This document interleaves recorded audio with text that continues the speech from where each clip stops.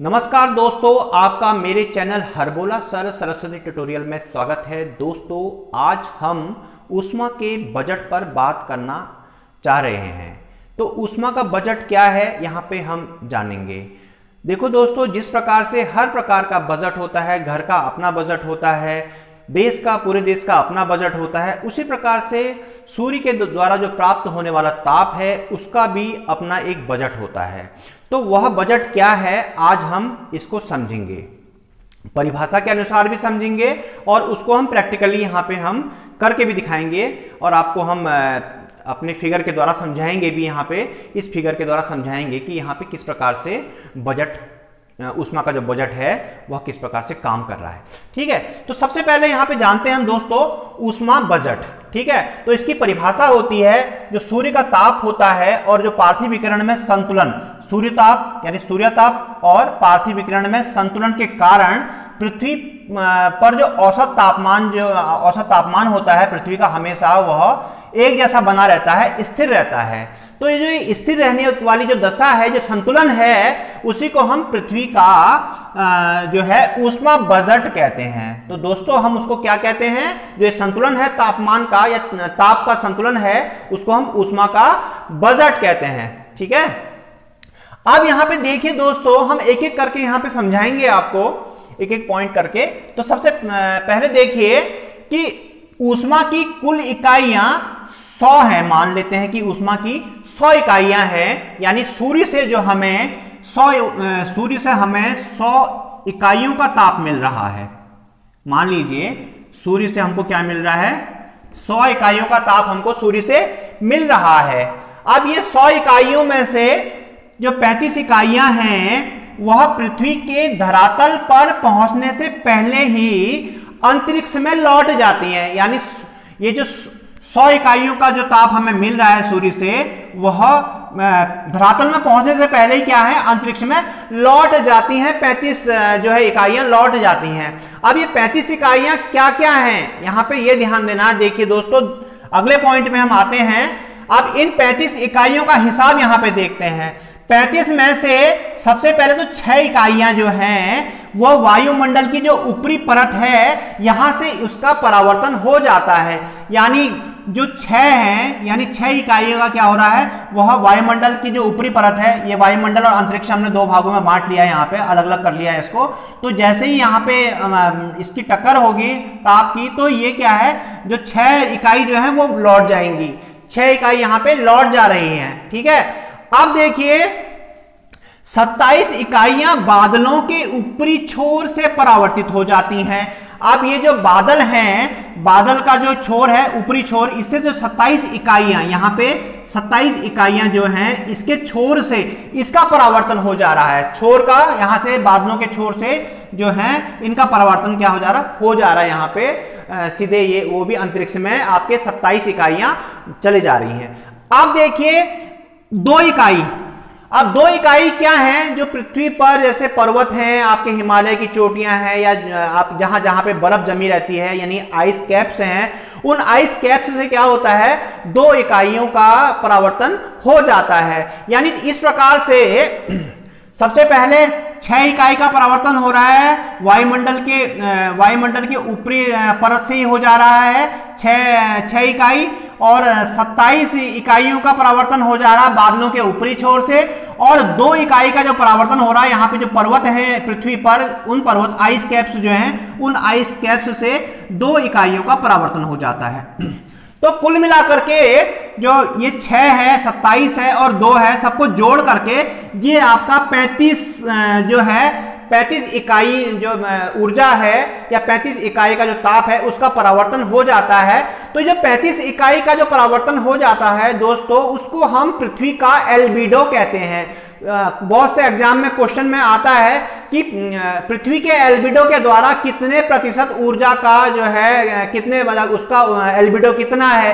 तो एल्बिडो हमको बताना पड़ेगा, उसका पृथ्वी का जो एल्बिडो है वह 35 है। ये निश्चित है दोस्तों, इसको 35 हमारा जो है पृथ्वी का एल्बिडो है, इसको आपको याद रखना होगा और ऐसा क्वेश्चन बन सकता है श्योर।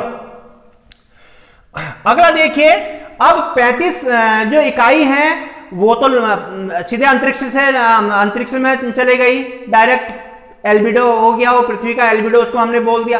अब 100 में से 35 जब हटा देंगे यानी घटा देंगे तो क्या हो जाएगा, 65 इकाइयां हैं। अभी भी 65 इकाइयों का हिसाब अभी भी हमें यहां पे आपको बताना है, आपको देना है। अब ये 65 इकाइयां हैं, ये शेष इकाइयां क्या हो जाती हैं, अवशोषित होती हैं। अब ये 65 इकाइयां कहां कहां और किस स्टेज में अवशोषित होती हैं और कहां कहां इनका विकिरण होता है, ये हम यहां पे जानेंगे। अब देखिए अगले में, ये जो 65 इकाइयां हैं इनमें से 14 इकाई वायुमंडल में, 65 में से क्या हो रहे हैं, ये 14 इकाई जो है ये वायुमंडल में है, ठीक है।